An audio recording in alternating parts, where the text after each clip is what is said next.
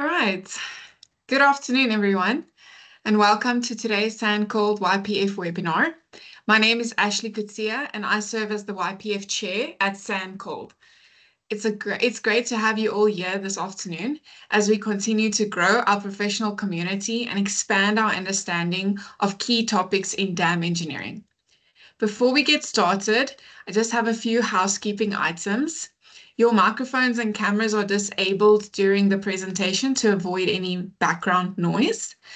If you have questions for our speaker, you're welcome to post them in the chat, and then we will go through them in the Q&A segment at the end. Finally, you should know that this session is being recorded and will be available on the SANCold YPF LinkedIn page afterwards for those who wish to revisit the content and share it with your colleagues.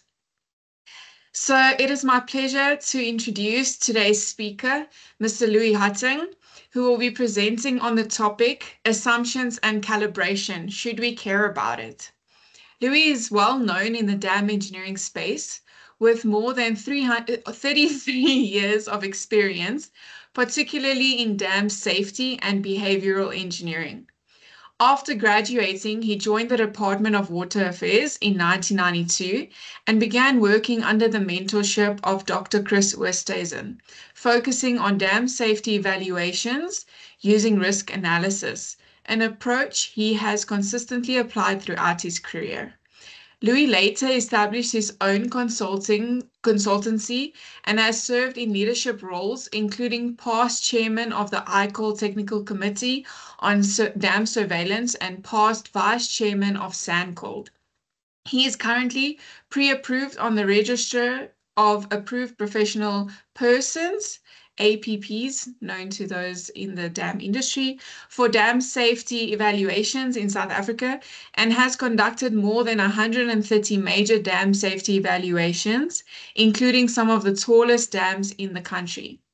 His expertise extends across the African continent, where he has supported dam safety programs in Zambia, the Nile Basin countries, and conducted evaluations and advisory roles for landmark projects such as Katse Dam in Lesotho, Biu Dam in Ghana, Tekeze Dam in Ethiopia, and Khaora Bassa Dam in Mozambique.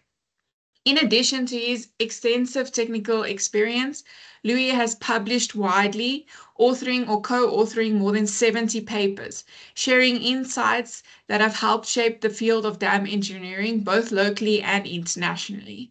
It is a real privilege to have someone of Louis' caliber presenting to us today, and I trust that you will find the session both informative and thought-provoking. Louis, thank you so much for being here. The floor is yours, and you're welcome to start sharing your screen. You are muted for now.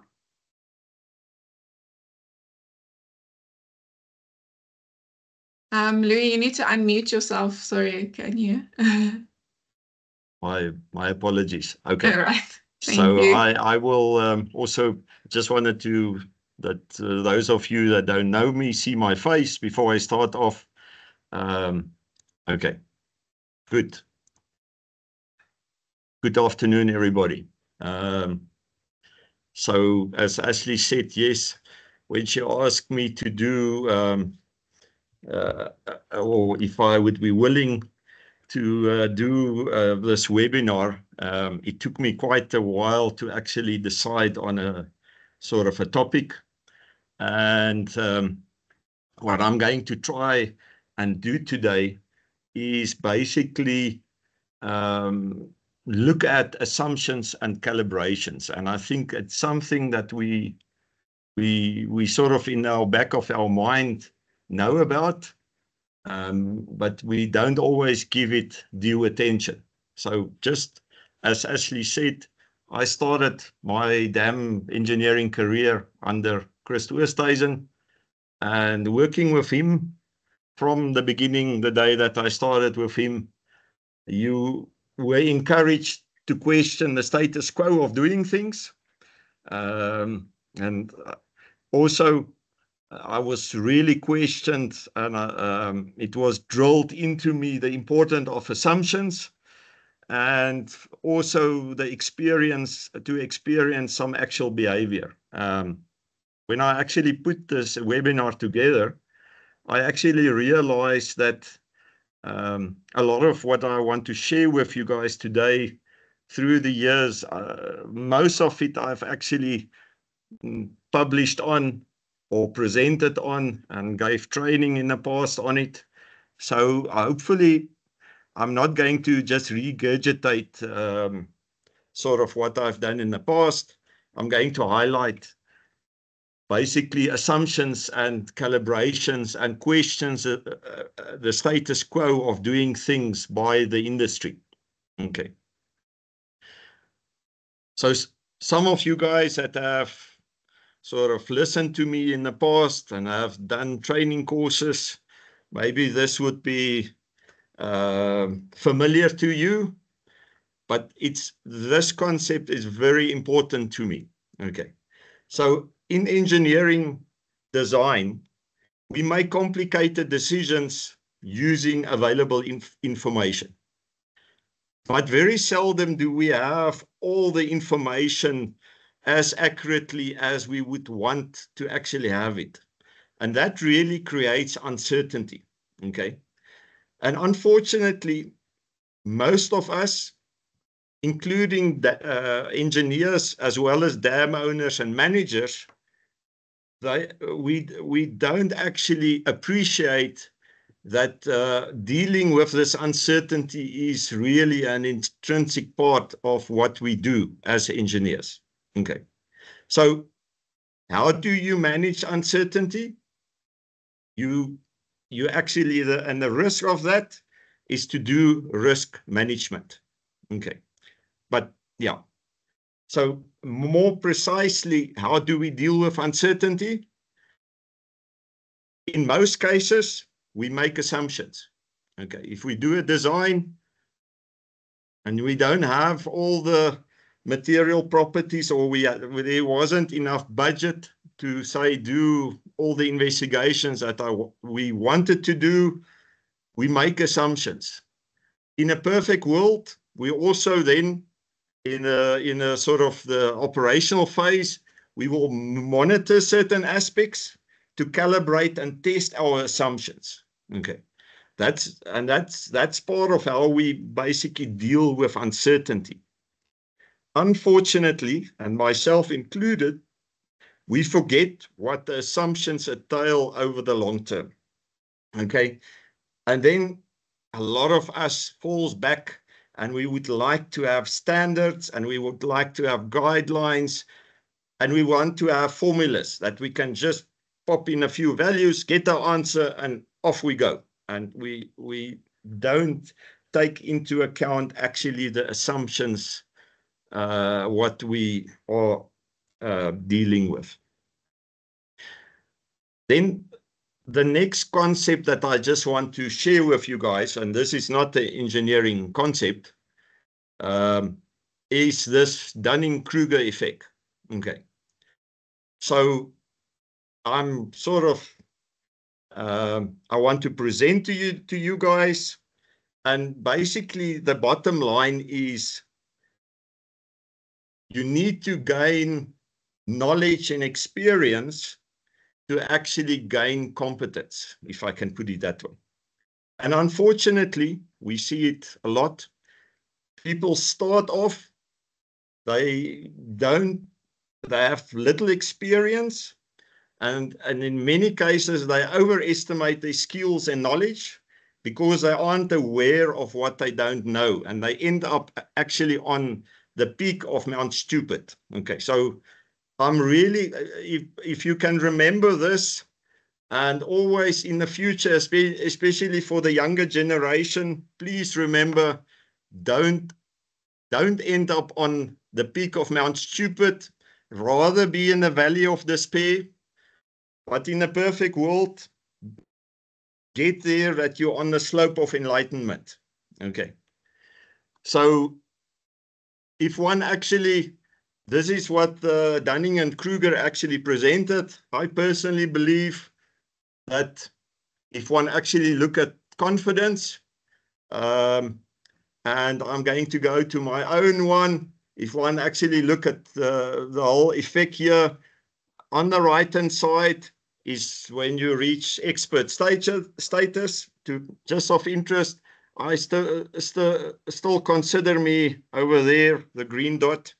But there's basically what you normally see, a confidence gap between the top of Mount Stupid, people that think they know a lot, but I call them arrogantly ignorant, and actually people that have gained experience and knowledge on a particular subject. Okay, so please be careful that you don't end up on top of Mount Stupid. Okay, but you get away from that by actually doing things. All right. So questions to ask yourself in this regard. Do I really know as much as I think I do? Do I really understand the risk, the uncertainties, and the complexities? And then I want to ask the industry, do I really need real experts to help? And especially I'm looking at category 2 APPs. I've seen so many times people, because you don't need a team to assist you, I've seen so many times category 2 APPs, for instance, doing flood hydrology, foundations, mechanical equipment, and suddenly they an expert on all these specialized subjects. So please be careful with that. And yeah, I know it doesn't deal, but you guys will see, I will refer to it. You need to understand your assumptions and things like calibrations and your subject matter, so that you don't end up on the top of Mount Stupid. Okay. So I'm going to today, I think you guys have seen, I'm going to talk about two sort of broad aspects of dam engineering. The one is basically hydrology, all right? And we make a lot of assumptions with regards to that, and I'll speak to you guys about it. And then the other one is particularly concrete dams and issues with concrete dams. Okay. So if we look at the assumptions we make with hydrology, whether it's flood hydrology or yield hydrology, doesn't matter. We make a lot of assumptions. Okay, we make a lot of assumptions with regards to the rainfall. If we work with gauging information and reservoir water levels, and we use that, we make assumptions with regards to that as well. We make assumptions about all the monitoring equipment that we use to record rainfall and flow gauging and reservoir water levels. And then we also make assumptions that the calculation methods that we use is actually representative of the actual behavior. In other words, we get rain on a catchment, we get runoff, and then the methods we use, we assume actually represent what will actually happen there. Unfortunately, most practitioners, as I said there at the bottom, consider flood hydrology as a one-dimensional formula. They focus a lot on flood peaks, and once they've actually calculated the flood peak, they sit back and they're extremely sort of satisfied and happy about their efforts. Okay.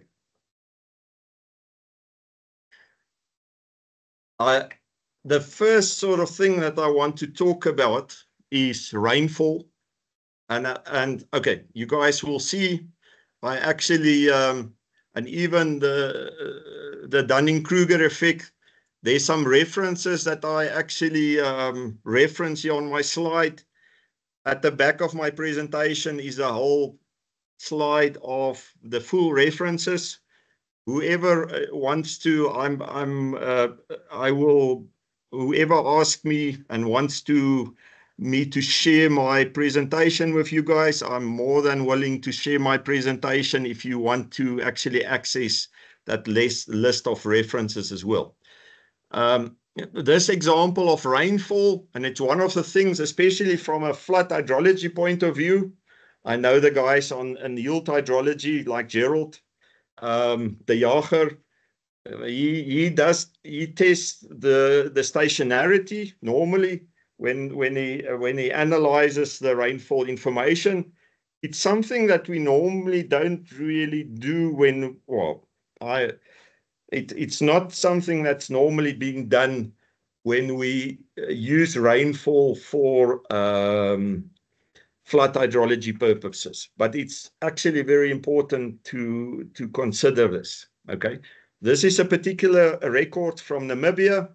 It's 88 years long, and you guys can see that there's something that has happened, but the question is it stationary enough, or is it something that actually that will influence the end result if we analyze the data set? Just of interest for this particular record. So yes, we do see changes happen. Okay, and for that particular, as I say, we publish a paper on this interesting sort of findings that we found there, that you actually see these periods of higher rainfall and lower rainfall. Okay, and that's just what we see in our climate. Okay, so and in most cases that actually would cause these changes, for instance, in the slope of your cumulative daily rainfall. I know there's some statistical methods that you can use for stationarity, to test for stationarity as well. Today, I'm not going to give you guys formulas and go into too much detail about that. I just want to make you guys aware about what you guys are actually using and dealing with. Okay. Then the next question is, if you use rainfall, and maybe this first part, I know there's some of our colleagues that actually work, for instance, in other parts of Africa, and not just in South Africa. In South Africa, we've got a very good sort of system that we have access to already, rainfall information. But if you go and you work in the rest of Africa, you actually need to try and access the rainfall data sets. You need to analyze it yourself. And the question is always, what is a long enough, an accurate enough rainfall record, for instance? The same pertains to a gauging record as well. And what we've done here, so it's an 88-year record. We've gone and we've basically analyzed, I did statistical analysis. So for the 10-year, what means there 10 years, I started year 1, I analyze, I take 10 years of record, I do a statistical analysis, I get an answer. Then I go to year 2 and I do take a 10-year record, and so you go for the whole record, and I did that for a 20-year record, 30, 40, 50, 60. And you see, and you try and see what's the different answers. So you guys can see for this particular one, it starts sort of getting more, getting better results if one gets here from a 40, 50-year record period. Okay. That's for a 1% exceedance, for annual exceedance probability. So for those of you guys that don't know what that means, so that's a 1 in a 100-year event. Okay, so it doesn't mean it can only happen once in 100 years. It means every year there's a 1 in 100 chance that it will actually occur. So if one actually goes and looks, for instance, for a much smaller annual exceedance probability, so 1 in 10,000 chance, annual chance that it will occur, you guys will see that there's a lot more variance in the results. Okay, and that's something that if you deal with it, and especially if you actually want to use rainfall information to determine floods, with higher probabilities less than a 1 in 200 or a 0.5% chance, you must please remember that you have to consider for your specific rainfall record whether you actually have a long enough record. Okay. So the test for stationarity could also or should also show you if we have climate change. Okay. So climate change is one of those things, and I've included this next slide, and I just sort of want to highlight something for you guys in the industry. So I've seen this particular report and the results. It's a report done for Environmental Affairs in 2014, where the impact of climate change was considered, especially from a flood sort of perspective. And for those of you guys that want to use this, I just want to highlight again the assumptions that was made in this report, because I've seen it that a lot of people, well, not a lot of people, that there's some people in the industry that actually use this, apply this on the SEF, the Safety Evaluation Flood, which is a 1 in 10,000 or a 1 in 100,000 year annual exceedance probability flood. And what you guys are actually seeing there is a representation of a 1 in 100 year. Okay. And so please be aware again with regards to the assumptions. Okay. Please be aware that in producing this map, the authors did not take any consideration of the catchment characteristics. Okay. They did not take any consideration of the spillway characteristics of the particular dams. Okay. They did not take into account what we as an industry really use as a safety evaluation flood peak. All right. And the interesting thing is that is based on the worst case of the climate scenarios that they have actually used. So it's a very conservative sort of thing. But I just wanted to make you guys aware again, if you want to use something like that and you want to consider adding a percentage to RMF flood, okay, please be aware of what your consequences and the assumptions is what you actually make. All right. As I say, it's a very good report, very interesting for me. I don't question the validity thereof. I'm just saying, please, guys, make sure that you're not on Mount Stupid when you use this. Okay. All right. I'm going back to rainfall. So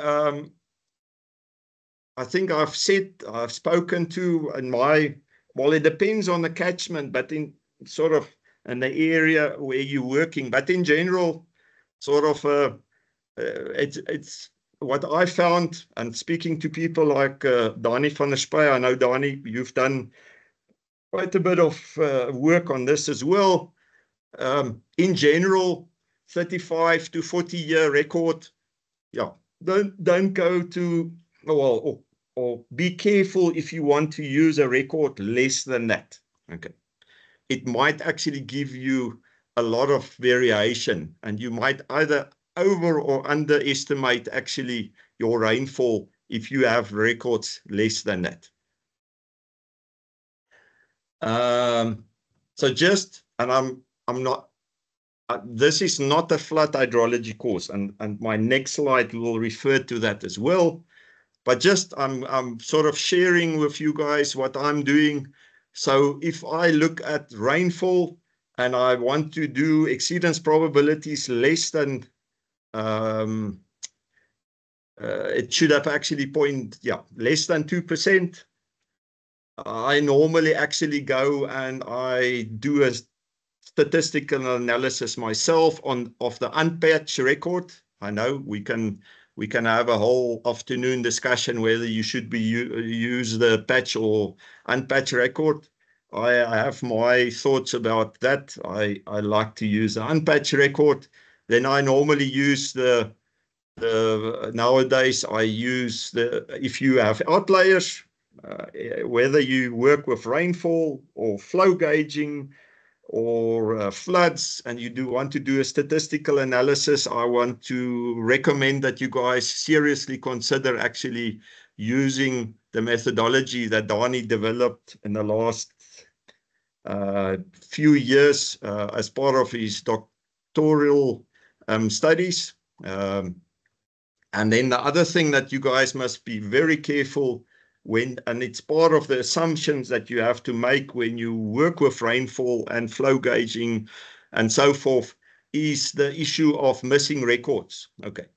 I've seen so many people, they look at, it's really like rainfall, there might be a week or 2 weeks missing in a year, and then they will just chuck it away. They don't consider whether it's really a dry period, a typically dry period for the catchment, and things like that. So it's not just a recipe to follow. You need to apply your mind when you do proper analysis of rainfall. Okay. So the next thing that I want to talk about is flow gauging. And again, the assumptions with regards to flow gauging. But the interesting thing is, I think as an industry, we have fallen into this sort of thing where people don't give due attention, whether it's for flood hydrology or yield hydrology. All the work is being done on a desktop level. So very seldom does people actually visit a gauge anymore. They assume that I mean, most of the gauges are owned by the Department of Water and Sanitation. The industry assume the calibration is correct. They assume that the digitization of the old records is correct.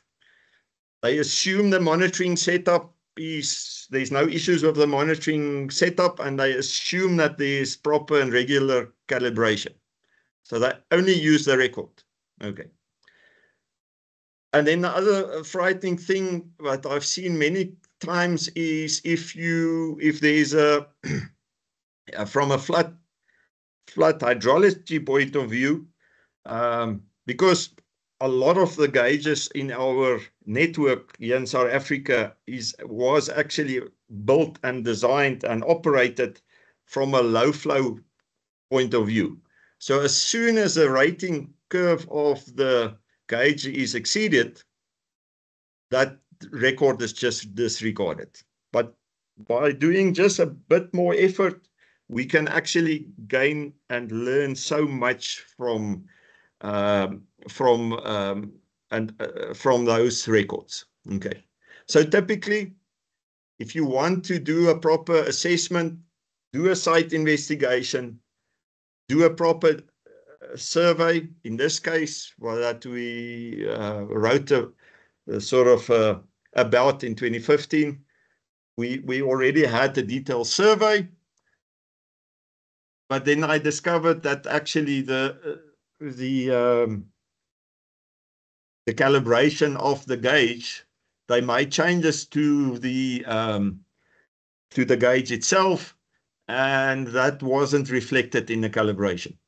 We did a hydraulic model. That's typically what you will do, and we determined improved calibration. For this particular case, where you guys will see where the previous rating actually stopped, that's nearly a 30% difference in the rating. So you might underestimate, in this case, you would have actually underestimated the flows that is going past that flow gauge. So, yeah. So if you want to do this, and again, hopefully, as you guys will see there at the bottom, later this year, Dr. Peter Wessels will give us a detailed SANCOLD training session on what you need to do. So I'm just like scratching the surface again, highlighting some important things. If you want to really gain the most out of flow gauging, go and visit your flow gauging site, evaluate the calibration. Okay, it's mind blowing. Sorry that I'm interrupting myself here, but I've seen it where we design mega dams that are either hundreds of millions of rands or billions of rands, and people don't want to spend sort of a couple of 100,000 rand to do a proper sort of evaluation of your flow gauging records. That's one of the things that normally gets cut down. Flood hydrology say, man, it shouldn't be so, you shouldn't spend that much money on there. But we make all the decisions based on trying to do it as simple and as cheap as possible. Okay.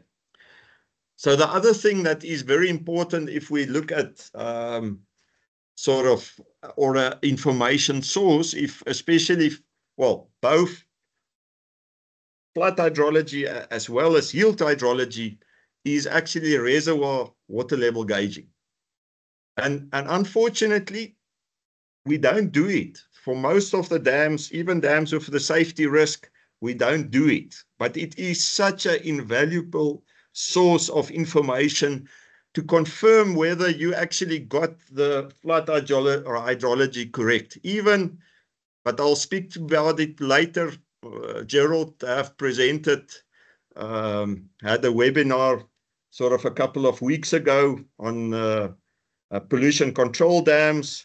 He's done various other presentations through the years at SANCOLD as well, where even on the yield hydrology side, it's highlighted how important it is to do reservoir water level gauging.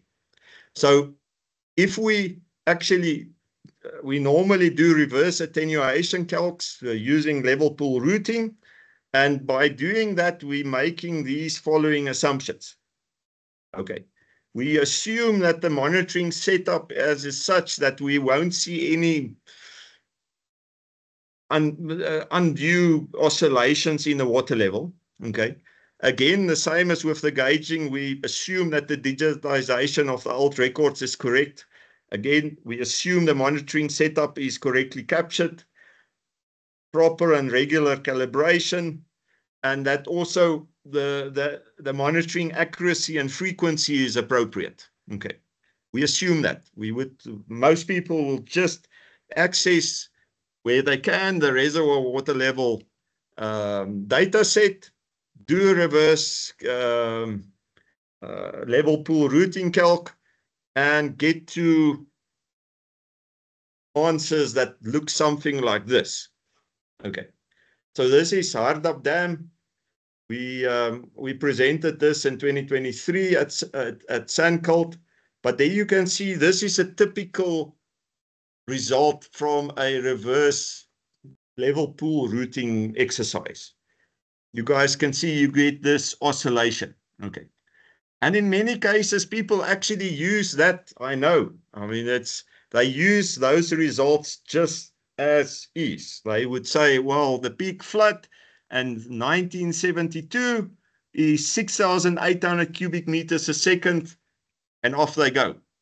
And so what is the result of that? You completely overestimate that flood peak that occurred in your catchment. All right. So you're going to overestimate and if you do a statistical analysis, you're going to overestimate your smaller exceedance probability flood peaks.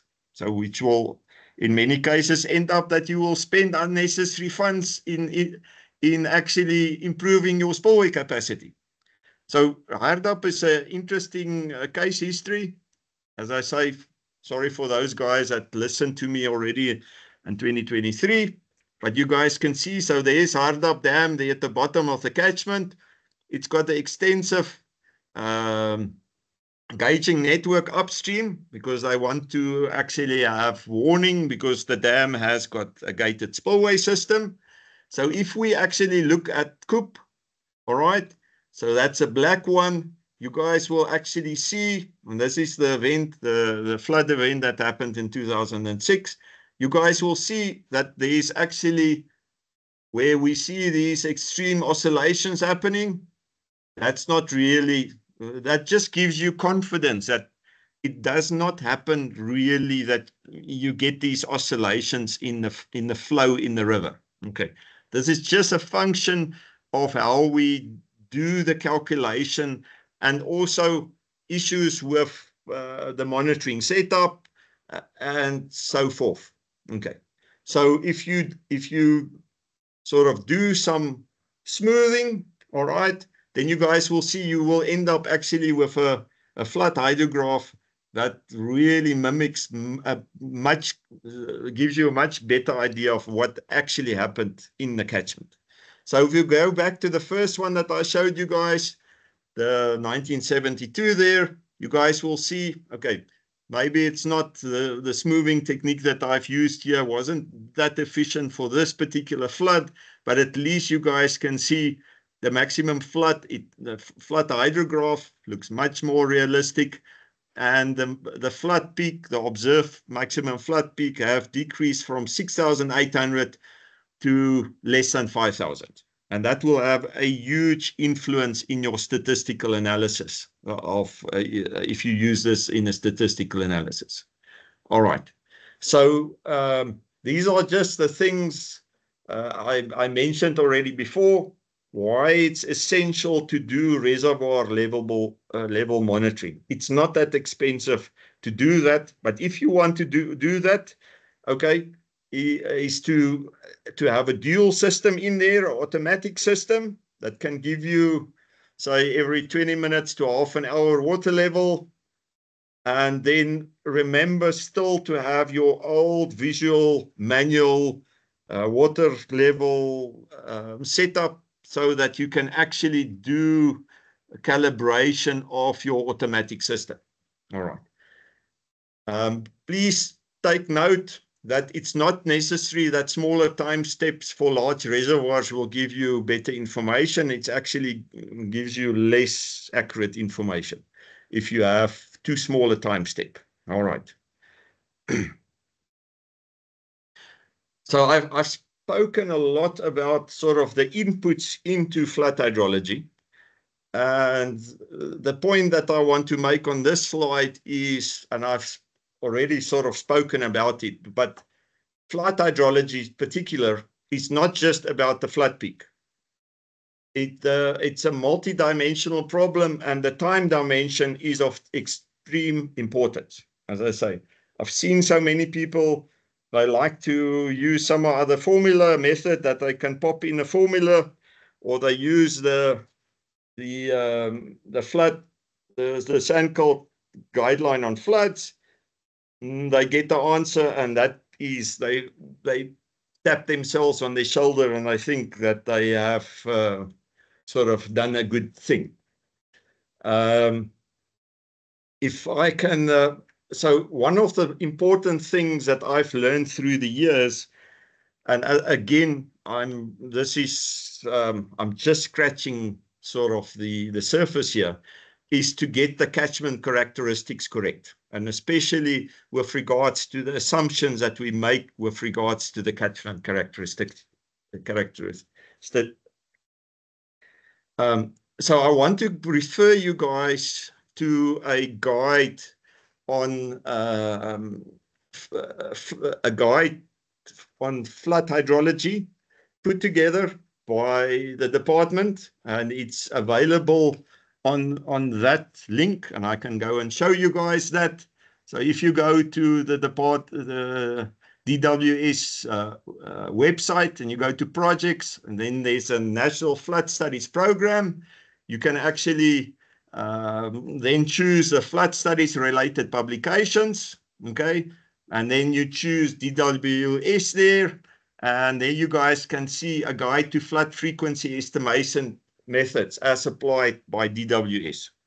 So that's what I've been used. Well, I come out of the DWS school, but for the last more than 30 years, I have actually been using those methods as well. And I've tested them not just in South Africa, I've tested them in other parts of Africa as well. And I must say, in most cases, they do work, especially with regards to these catchment characteristics. Okay. So if one looks at the mean river slope, then please use the Taylor-Schwartz method. Don't use any of the other methods that are out there. This, especially if you get steps in your catchment, if you have a bit of, it's a change of slopes and so forth, this provides you a really good answers on that. Then the time of concentration, interesting as well.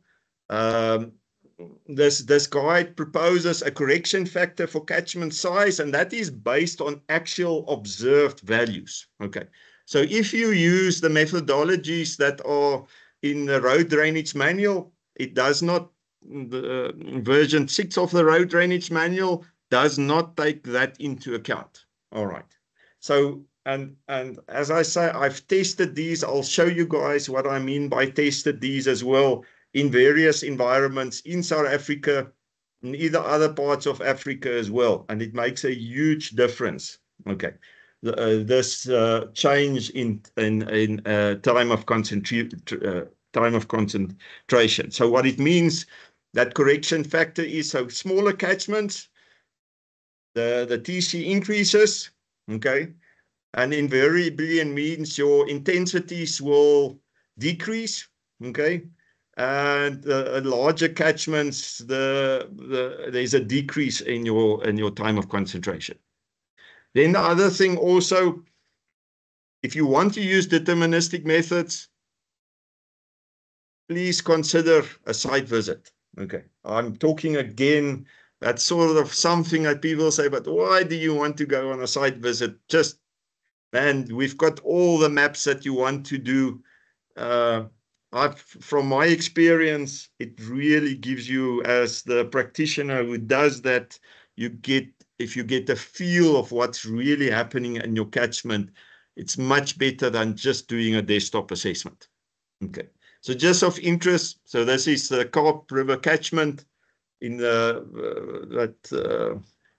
crocodile is there. So Malalaan just sits about there.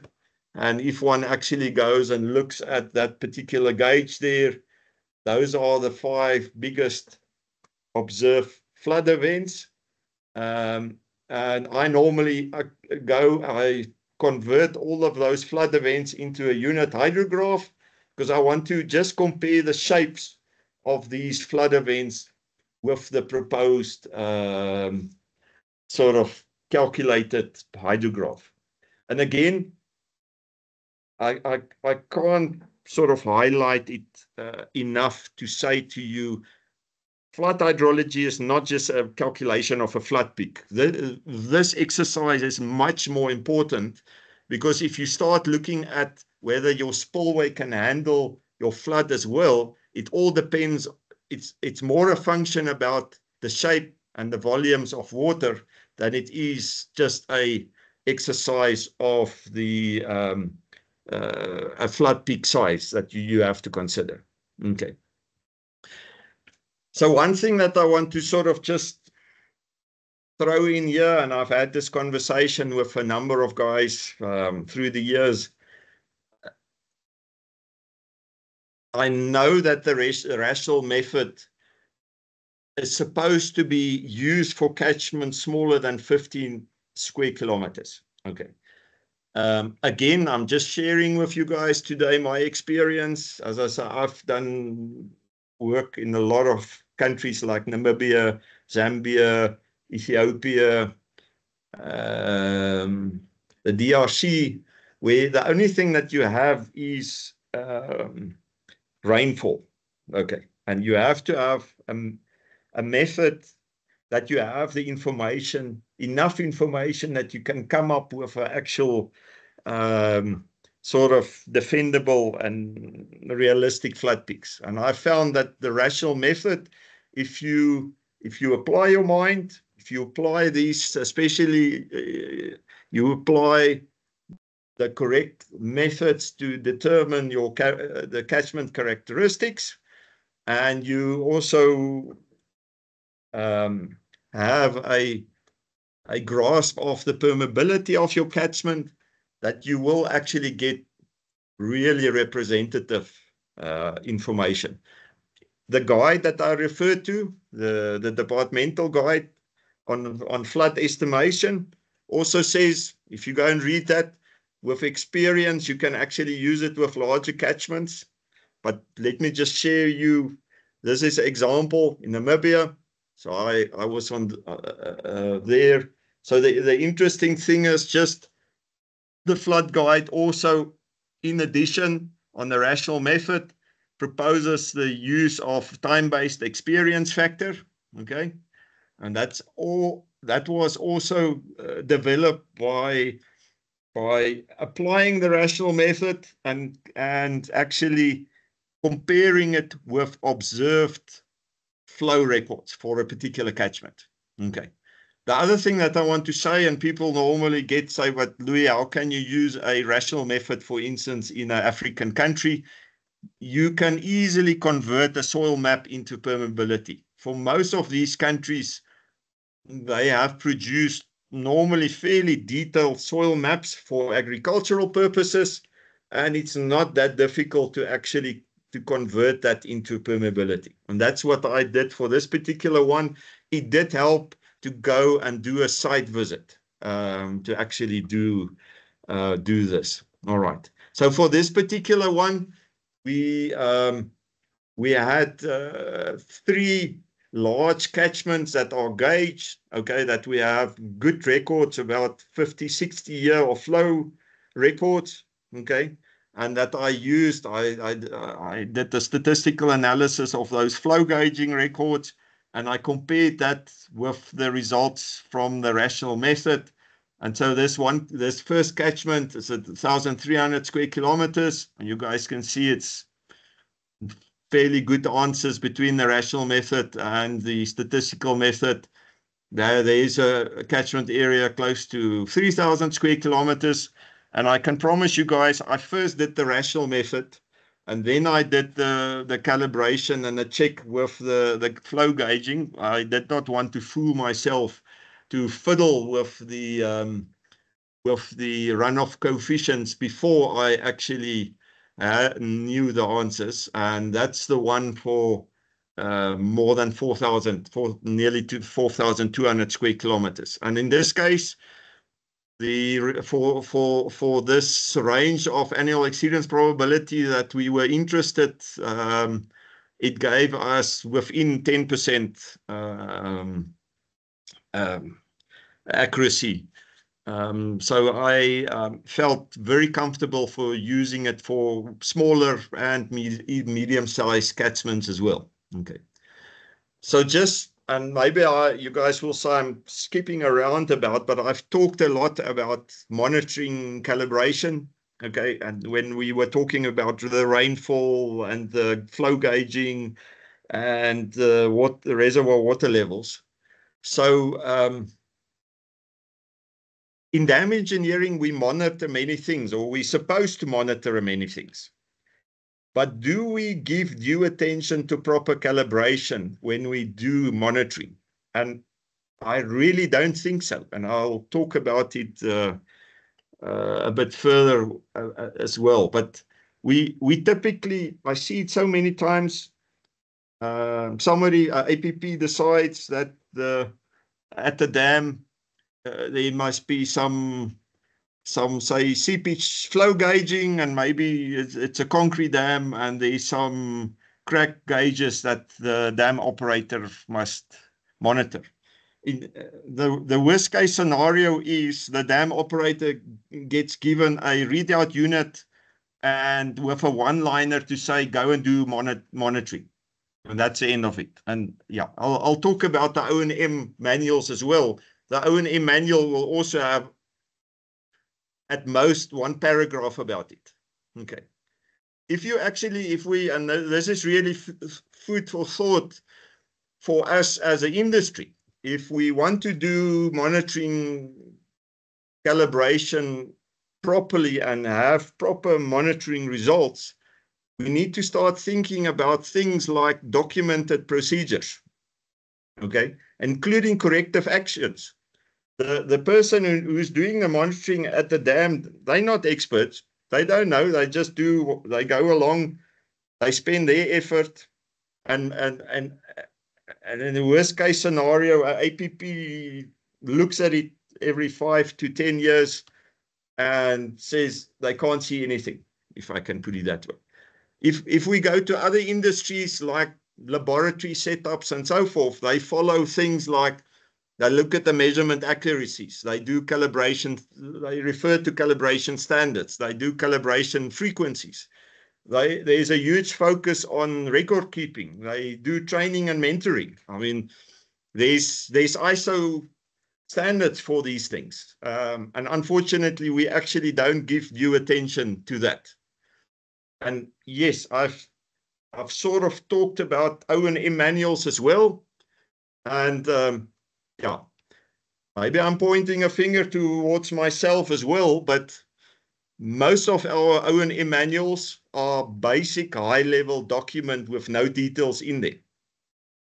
So if one actually go and read these documents, the general assumption that one then sort of have to come to is whoever wrote this O&M manual assume that the operators know how to do things, how to operate the dam, how to maintain the dam, how to do surveillance. So, and therefore there's no need for standing operating procedures. And as I say, I'm guilty myself. But that is something that we must, as an industry, really consider. Why are we surprised when we get to a dam and there's no proper operation and maintenance done if there is not enough details in the O&M manual to actually tell the operator who does not know what they should be doing, if those details are not very specific in there for them to follow, if I can put it that way. So it's really something that lately is sort of a bugbear for me, if I can put it that way, that as an industry, if we go and look actually at our regulations are really in detail. That our regulations actually tells us that we should be doing it, but we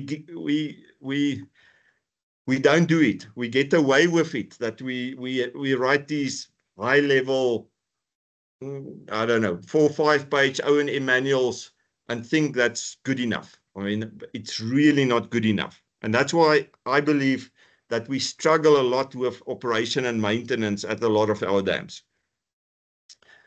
Okay, so now the last sort of concept that I'm going to talk about, and I'll speed up a bit. Concrete dams. Okay, so I'm going to talk about 2 concepts of concrete dams. And they are related, but let's look at the first one. So what are the most prevalent failure modes? And that's the one thing that I think in a lot of cases, a lot of people don't really appreciate and think about how the failure will really happen. They tend to just do a few sums, try and tick all the boxes, and yeah, that's good enough. So I'm just going to show you guys, I mean, if we talk about concrete dams, the most probable failure is a foundation failure. Most of our concrete dam failures have been foundation failures. So this is Malpasset Dam in France. Okay, that failed in the late 1950s. It's very interesting to actually visit it during the ICOLT meeting that happened in Marseille, and very tragic to actually go there. But there's the left flank that actually failed. All right. And basically, I'm not going to go into the details of it, but it goes about the buildup of uplift pressures that cause the foundation to fail. Okay. So up to this stage, most of the arch dams were actually built without providing drainage of the foundation. Okay. So here's another example, Gleno Dam, all right, that failed in the early parts of the 1900s. I mean, it did not even last a year, but what actually happened was they built this concrete structure on top of a masonry foundation. Whoever thought that that was a good idea? Yeah, but in any case, there you guys can see it. And so this is the masonry foundation that they built this concrete structure on there. So the interesting thing is, we do thin beam theory calcs, and we normally assume that our failure planes will be a straight horizontal failure plane. But it's actually, like in this case, the foundation moved, and it was basically the upper structure failed in shear, if I can put it that way. And so you can see the typical shear failure, sort of a 45-degree. So that is one of the things that in our assumptions, when we basically look at a typical concrete gravity structure, that we normally assume that it's going to fail on these horizontal planes. And you need to actually question that. And there's been a lot of research done on things like fracture mechanics. And as soon as you do have some tensile strength in your concrete, if you have tensile strength in your concrete around 1.2 to 1.5 megapascals, then it will be basically a shear sort of failure that you see. But if we now if we consider the stability of either a concrete gravity structure or even an arch, I didn't draw the arch, but we supply drainage, okay, to the foundation, and we assume that the drainage is functional. We normally include that into our design calculations. So we assume that we're going to, as a result, have a reduction in uplift. So one of the other interesting things that we can have a whole day of discussion is sedimentation and the assumption that the sediment will actually act as a liquid. And as I say, that's another discussion that we as an industry should actually have. But coming back to the drainage, all right, so we end up with dams that typically look like this. So we have drainage holes, we have a detail, typically, that's what we use here in South Africa, that the outlet, we encase it in concrete, the outlet actually goes into the drainage canal, there's a cap, and the cap gets closed, and the operator gets told that the cap must always be closed because somebody long ago thought that it might be a bad idea to get some dirt into the drainage holes. Okay. And then we forget about it.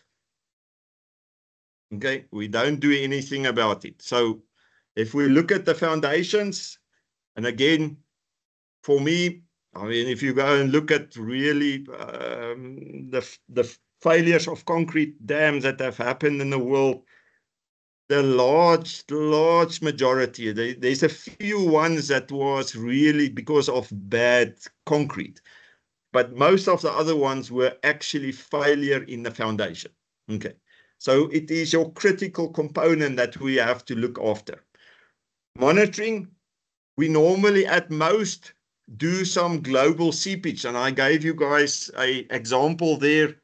A lot of people in the industry, if they look at that setup of doing flow gauging of seepage in a concrete dam, they will tap themselves on the shoulder and say, well, that's a good setup. So unfortunately, I disagree with that, because you have issues with doing proper monitoring. You have issues keeping that V-notch clean. Even the setup, I've seen so many times people install automatic systems there. They install vibrating wire piezometers, and I think they're going to get good answers. But what they don't appreciate is that the vibrating wire piezometer, the water depth, which is less than 0.5 meter, is actually you're not in the accuracy range of the instrument that you put in there. So you're going to get answers that will make no sense. Okay. Also, inspections, I showed you guys, typically the drainage holes have got caps on there. After 30, 40 years, they are so corroded that you can't actually open them anymore. So no inspections happen, and there's no maintenance on these drainage systems. So no cleaning, nothing. All right. And this is the most important aspect of your concrete dam, and we basically do nothing. So this is one of my things that I feel very passionate about it. So if you want to do proper seepage monitoring inside the concrete dam, then you need to go to volumetric monitoring. Okay, you can even go if you have a sump. If you want to look at your global seepage and you have a sump there, all these sumps have normally a sump pump. Install just a meter on there and go and take a reading of the meter. That will give you guys very good ideas. The other important is if you actually is to use setups that you can actually monitor individual drainage holes where you have issues, that you can actually monitor them and see the change in water level. Because again, this is your critical sort of aspect of your dam, and you need to know what is actually happening there. So this is just an example of a dam finished in 2000. All right, it's an arch dam. I got involved in 2015. You guys can see there's a significant decrease in the seepage from 2009 to about 2015. And when I got involved with them, I convinced them to start cleaning their drainage holes. And you guys can actually see that after we've started cleaning the drainage holes, that the seepage is actually stabilized, and we don't get a long-term decrease in the seepage anymore. Okay. So recommended drainage holes, so always open. Okay. Because why do I want them open? I want, when they do routine inspections, it is one of the things that tells you what is happening with your critical component, your foundation, is to go and look at the condition inside there, water levels, and even when there is flow, suddenly, I always tell the guys at the dams nowadays, you have to consider that. You have to know where there's flows out and where there's not flows. And if you see suddenly a drainage hole that previously didn't have flows out of it, and you have flows out of it, it means something has happened in your foundation. So that is why it is so important to actually start focusing on foundation monitoring and inspections, and we're not doing that. Okay. So, yeah. So these are the recommendations that I would make, and I would really strongly recommend for looking at concrete dams. So, and on the maintenance side is also to, at least on an annual basis, to clean it. Here's two examples that the one I've convinced, the other one I did the inspection. Next year I'll go and visit them again, and hopefully they would have carried on with cleaning it. But it's also, I normally recommend at the drainage hole, they paint a patch of enamel so that they can actually, when they do the observation, how deep, that's the depth of the hole, that you can actually see whether you've reached the bottom of the hole or there's an obstruction. Each of these cases, you guys can see the first 2 years, basically like that one hole was pretty much, there was some blockage in there. And then by the third year of a bit of effort, they actually cleaned the blockage. Okay. So let's just sort of on stability assumptions. Again, we assume that the drainage is functional. If we have a gallery with drainage holes, we normally assume that the sediment is a liquid, but then most of us tend to actually use safety factors and conservative design assumptions. And so in the system that I grew up, the question that we always sort of was asked is, what does it really tell you if we use safety factors and we use conservative design assumptions? Okay. So this is Lake Arthur Dam, all right, the old dam, 100 years old. So very steep downstream slopes, nearly fully sedimented, okay? So the question here that you have to ask yourself, and which is, what is the failure mechanism?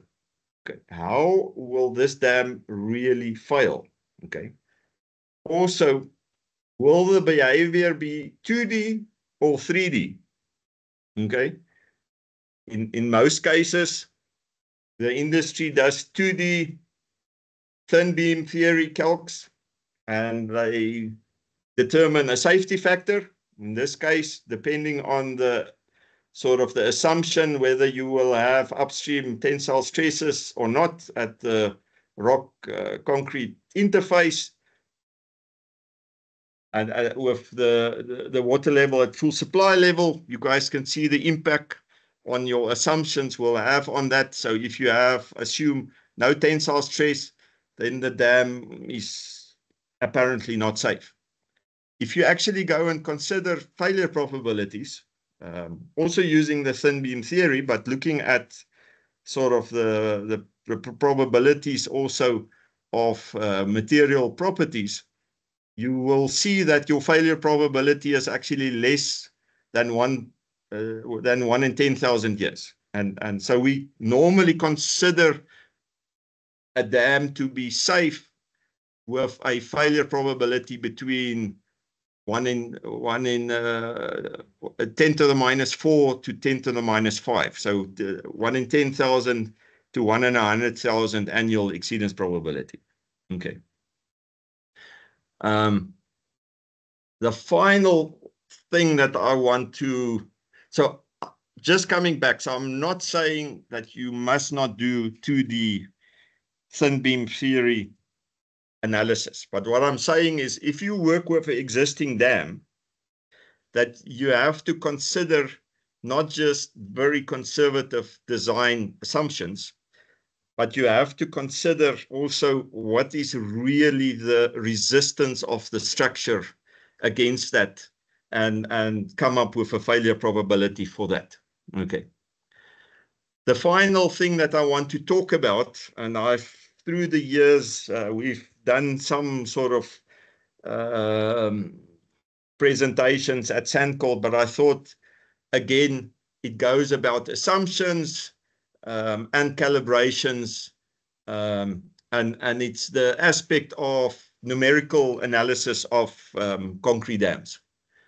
So typically, and this is not just in South Africa, in the world, this is like the normal behavioral analysis methodology. If you want to do a finite element model, you build it, your model, you assume material properties. If you have monitoring results like displacements, you then go and change the stiffness of the concrete and the foundation until you get displacement with calibration of the displacements. Okay. And then most people still do on the thermal side, they just heat and cool the whole dam body. to simulate summer and winter. Okay. And then from that, they would determine the stress and the strain behavior, and they will feel pretty happy if they have achieved calibration based on the displacement. So I want to propose, and maybe I'm farming with some other people's cattle as well, okay? But it's something that I have been part of for quite a while. But if we actually use that, we have some uncertainties and we have make assumptions. So, and some of you guys have through the years seen me asking people that do presentations on numerical work, especially on concrete, they will have a concrete dam with a concrete, say, of stiffness of 20 gigapascals or 45 gigapascals. And I would ask normally, do we actually represent reality? Because there's a direct relationship between stiffness and stress. So it doesn't matter if you get your stiffness wrong, even though you've calibrated your displacements, your stresses will be wrong. Okay, so for me, it just does not make sense to not represent reality. Then the other thing is the thermal behavior. The question is, does the structure really fully heat and cool through an annual cycle? Okay, and we know that is not the case.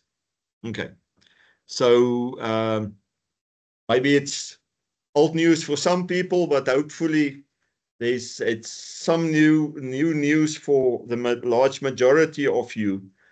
So if you want to do a finite element analysis, please consider using this methodology. And it's described in the bottom reference there, you guys can see there. It's a paper published in the Canadian Geotechnique magazine.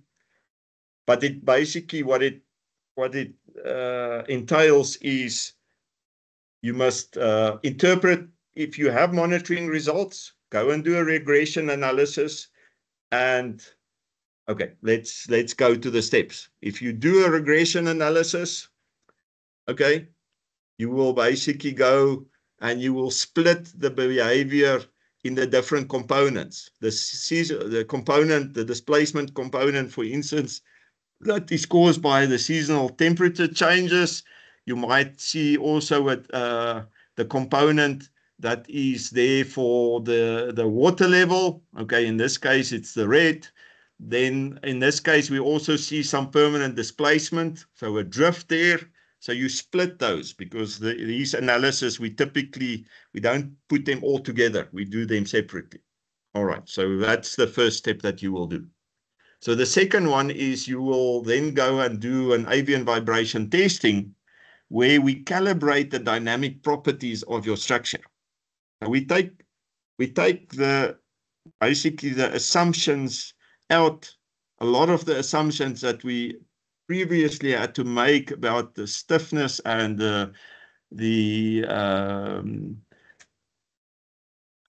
of your structure and your foundation. We actually, we presented that in 2023 on Clanwilliam Dam. So what you get from there typically is your natural frequency and also your mode shapes. Okay, but that is a representation basically of your dynamic properties of your structure. So you can then use to actually calibrate your dynamic properties of your model. So this is on the left-hand side, this is what was measured, okay, in your AVM measurement, and you have to get the same results from your numerical model. If you don't, then there's something wrong in your setup. And I let it sound as if it's a very easy exercise. It's not an easy exercise. It takes some time. Ryan Castles from ARQ has just done it for Katsi Dam. He's done this methodology on Katsi Dam. And yes, it takes some time to actually do it, but we get a very good calibration. We get a model that represents the actual structure, a very good representation of that. Then the next step is, and you guys must appreciate that the largest contributor of the formation of concrete dams in the climate zone that we are based on is actually thermal, is the seasonal temperature changes. So it's extremely important to do proper thermal calibration as well. That does not mean just heating and cooling the whole structure. So this is just last year. Was it last year? Yes, last year, Ryan actually presented on that. And I'm not going to sort of talk more on it, the details about it, but it's very important to do it the right way.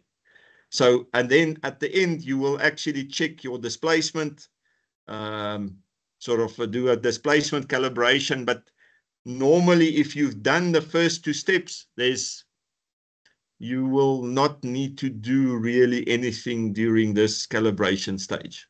Okay. Good. So coming back to the uncertainties and the assumptions that I made, by using this methodology, we basically tick most of the boxes. Of importance here, the thermal behavior is very important, is thermal monitoring, including the reservoir. So we've got this idea of once a concrete dam as the process of hydration is finished, we don't need to do thermal monitoring anymore. And that's incorrect. We actually need long-term thermal monitoring information to do proper thermal calibration. And we also need to do thermal monitoring of the reservoir. Okay. And this is especially important with regards to the impact of climate change on the behavior of concrete dams. Okay. So, and then also to do a proper thermodynamic heat transfer analysis of your structure. Okay. I've talked about on the material side. Basically, it gives you an insight into the stiffness of your system that you have. And by doing a few more concrete the test that you determine the actual stiffness of the concrete, you basically create absolute certainty about the stiffness. The mass we know, the damping we know as well. Okay. And that's me. So on the acknowledgement side, I have a whole list of people that have really contributed to my insight on what I've talked to you guys today. And I will just quickly sort of go through them because I want to thank all of them. So the late Chris Oosthuizen, Henriette Anderson, Dani van der Spy, Gerald de Jager, Ellen Shamali, Peter Wessels, Gary Davis, Pilot Moyo, Ryan Castles. And thank you guys that I have been able to talk to you a lot. I am known nowadays that I talk sometimes more than I should talk, but I want to thank them and all the other people that also played a role in my knowledge and insight and experience that I've gained. So this is what I mentioned in the beginning. All the references that I refer to in this presentation is in this page of references. If anybody is interested, I will share my presentation in PDF format with you guys as well, that you can actually get these if anybody is interested in the references.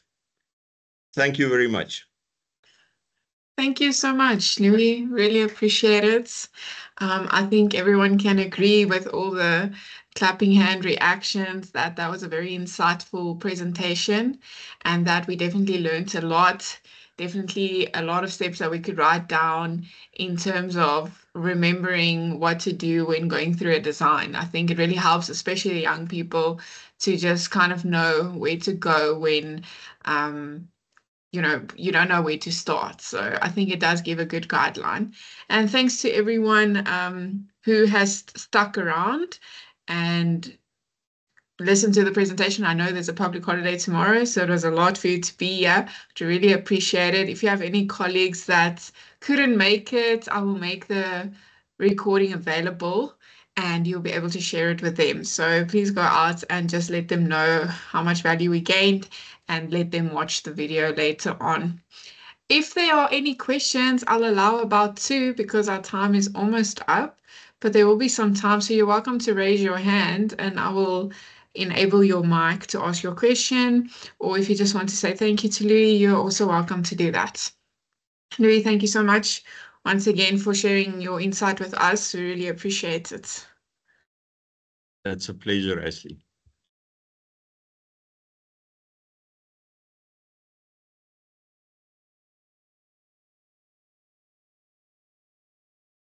Okay, I don't see any hands. I think everyone is very happy with what you presented. And I'm glad that they all understood what you were saying. It's a good sign. Ashley, I just saw there was one question about my email, and maybe you can. I don't mind if you distribute my email yes. to. Let me go back in my presentation. There we go. Yeah. All right. Thank you, Mark, for that remark. You're welcome to contact Louis if you need anything. Awesome. Gerald also says thank you. It was excellent. Thanks a lot, everybody. Yeah, I think it seems, yeah. But yeah, if anybody has a question and you want to ask me anything afterwards, you're more than welcome. But thanks a lot, Ashley. Thank you so much, Lee. Right. That then brings us to the end of today's webinar.